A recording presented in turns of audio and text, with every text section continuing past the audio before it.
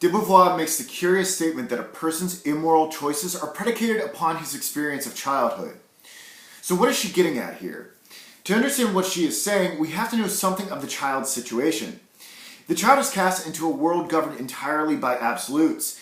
Everything is named for him. All morality is established for him. His parents are unquestioned gods. There is no ambiguity in this defined world. De Beauvoir says the child lives in a serious world, for the child's values are ready-made for him. That is the definition of serious for de Beauvoir, when something is ready-made. This, however, does not mean that the child is serious. Far from it. The child, precisely because he grasps his insignificance in this serious world, joyfully enjoys his irresponsibility.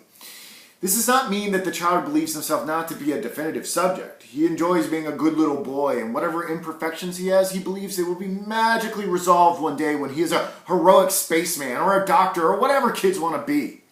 In the meantime, he just doesn't think he has much effect upon the world and can't really conceive of that responsibility. And who can blame him?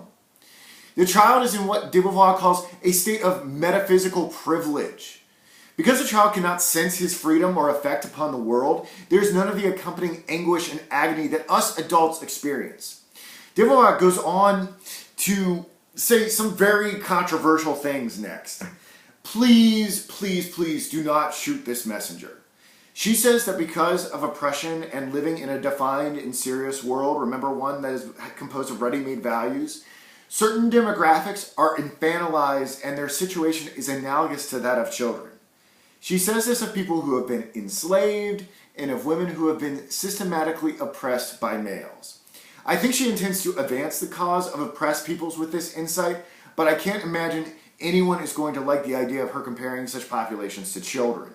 It's not super important to this chapter, I think, but it is there in black and white if you want to challenge her on it. Her words, not mine, all right? Do what you want with her thought. Moving on. De Beauvoir claims that the infantile state of children cannot go on forever and that it typically meets its end in adolescence when it becomes evident to the subject that all that is given is not so certain, and those gods he perceived to be authorities can be deeply flawed human beings. It also becomes obvious that the child will have to enter into the world and actually affect it and make choices that somehow etch a story upon the earth. This becomes a bit of a crisis for the adolescent. The certain and ready-made world that was given to him in childhood is disintegrating. What will he do with this new form of liberation? Now that the adolescent knows that he is free to affect the world, he begins to make decisions that will come to affect the rest of his life. Now he decides to act at this crucial time, or how he decides to act at this crucial time will gradually become habituated and ingrained. Going forward, de Beauvoir needs to explain why bad character gets formed here. Why do mendacious characteristics occur here that then have catastrophic effects in adulthood?